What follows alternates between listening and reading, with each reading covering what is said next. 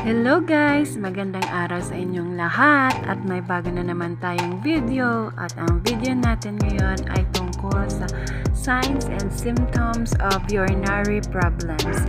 Guys, gusto ko lang i-share sa inyo dahil ang lahat ng nasa topic natin ngayon is naranasan ko noon.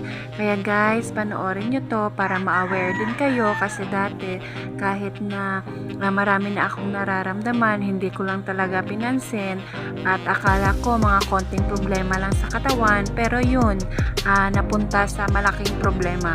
Kaya guys, baka meron kayong iniindang sakit dyan or mga konting nararamdaman, sana panoorin nyo to at para ma-aware kayo ng maaga at habang maaga pa is maagapan na kung ano man yung mga symptoms na katulad nito ang nararamdaman nyo. So guys, please continue watching my video and please subscribe sa hindi pa nakapag-subscribe, and God bless everyone. Painful or burning sensation during urination. Painful urination or dysuria suggests an irritation or inflammation in the neck of the urinary bladder or the urethra, the small tubular structure that drains urine from the bladder. This is usually due to infection. Pain may also result when there is presence of stone in the urinary passages. Scanty, frequent urination and urgency. Quite a number of people urinate 4 to 6 times a day, more frequently at daytime. Some people normally urinate more frequently and in small amount.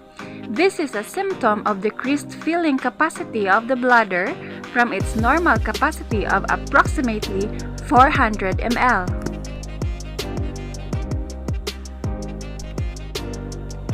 Bloody urine.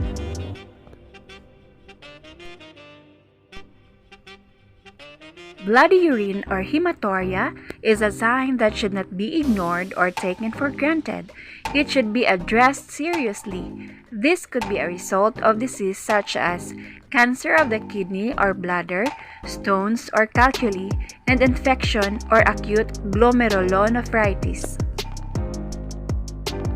Some less common causes of hematuria include staghorn calculus, polycystic kidneys, solitary renal cyst, sickle cell disease, and hydronephrosis. Voiding during the night.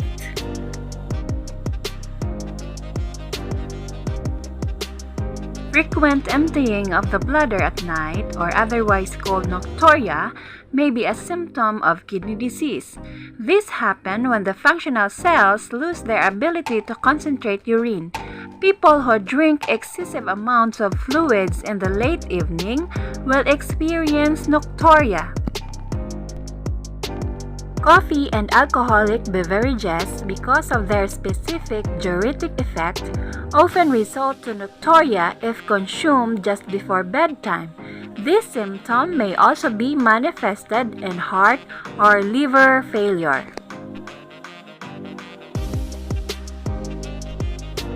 Urinary tenesmus or painful straining.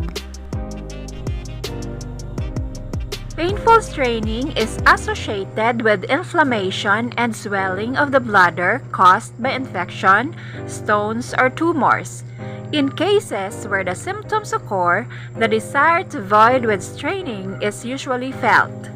Pain is produced by contraction of the inflamed bladder muscle. Flank pains. Flank pains are pain noted at the lower portion of the rib cage located at the back is usually related to kidney disease. The stretching of the renal capsule is probable cause. Inflammation or distension of the renal pelvis ureter causes pain in the flanks or left and right sides of the abdomen. During physical examination, the doctor determines the presence of inflammation by punching the flanks with the bottom of the fist. When pain is felt by the patient, there is a great possibility of kidney inflammation. Turbid or hazy urine. Hazy urine may be a result of infection or the presence of precipitated urates when urine is acidic, or the presence of precipitated phosphates when urine is alkaline.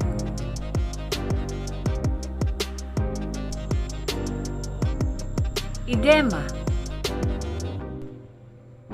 Edema is an accumulation of excessive water in the extracellular spaces. These are spaces outside or in between cells. It presents as facial puffiness, which is common in some specific kidney disease. It may also manifest as swelling of the lower extremities in the abdomen or bloating. This is a result of fluid that could not be returned to the circulation. This happens when the kidneys excrete large amount of albumin, a protein responsible for drawing water from the extracellular spaces back to the circulatory system. A good example is a kidney disease called nephrotic syndrome. Edema may also occur in liver or heart failure. High blood pressure. Anything that causes decreased blood flow to kidneys, or for example, kidney tumor, or anything that causes destruction of the filters, results in high blood pressure. Even if only one kidney has poor blood supply, it will cause the secretion of the large amounts of the enzyme renin, which leads to the formation of a substance called angiotensin II. Angiotensin II is responsible for constricting the blood vessels, thereby causing high blood pressure. Anemia. One of the important rules of the kidneys is to produce a hormone called erythropoietin. This hormone is responsible for stimulating the blood-producing tissues, or for example, bone marrow and liver, to produce more red blood cells. 80 to 90% of erythropoietin is formed in the kidneys, and the remainder is formed mainly in the liver. In a patient with chronic renal failure of severe degree, the kidneys cannot produce enough erythropoietin, which results in lesser production of new red blood cells, therefore causing anemia. Pallor and fatigue. Pallor is a natural paleness or absence of color in the skin as a result of anemia. When there is less functional red blood cells, hemoglobin, an oxygen carrier which gives the skin color, is also less distributed through the body. As each of our cells needs oxygen for good functioning, poor oxygen supply leads to easy exhaustion of the body cells.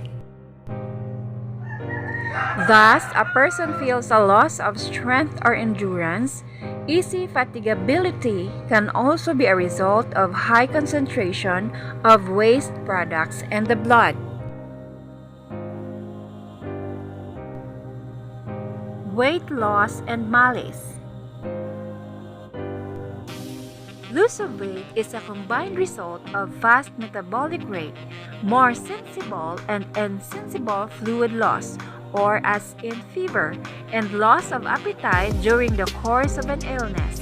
When the body demands for more source of energy and less food is taken in, the kidneys begin to convert stored glycogen into glucose. When all glycogen stores are utilized, fat deposit will replenish the need for energy. However, if illness lingers for some time and other sources of energy have been used, proteins from the muscles will be ultimately converted to energy. This causes the wasting appearance of a severely or terminally ill patient as seen in malignancy. Malaise is a vague feelings of bodily weakness or discomfort in either a beginning or ongoing illness. Fever and chills. Fever is an increase in body temperature above the normal range caused by the release of pyrogens from germs or bacteria or viruses or from the body tissues. After these pyrogens reach the hypothalamus and the brain, they will immediately cause the body to produce fever. Since blood temperature is less than the set point of hypothalamic temperature control, it will take several hours for the body to reach the same temperature. Chills then will be experienced. The cold skin is the result of vasoconstriction which causes the patient to shiver. Aside from infections, fever is also present in other kidney conditions such as cancer. Associated headache, nausea, and vomiting. When sufficient kidney function is lost, disturbance of other organs occurs, producing symptoms which are a result of uremia, a toxic condition where the blood accumulates byproducts of protein metabolism. These symptoms can be relieved or reversed by dialysis or kidney transplantation. Headache, nausea, and vomiting are non-specific signs and symptoms present not only in kidney problems, but also in some other diseases.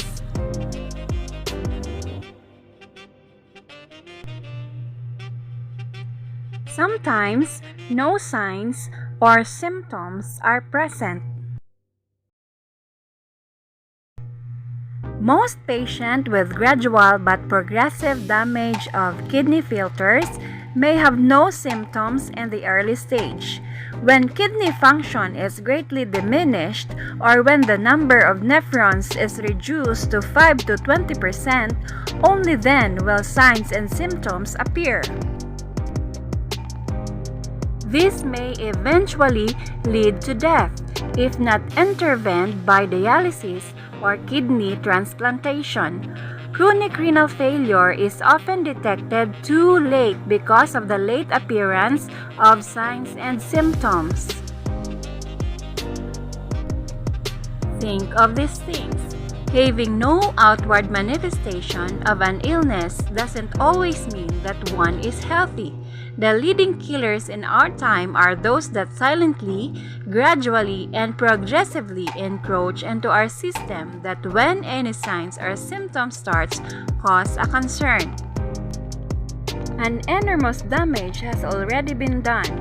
Therefore, having the right knowledge and practice about health gives us the highest chance of evading these preventable diseases.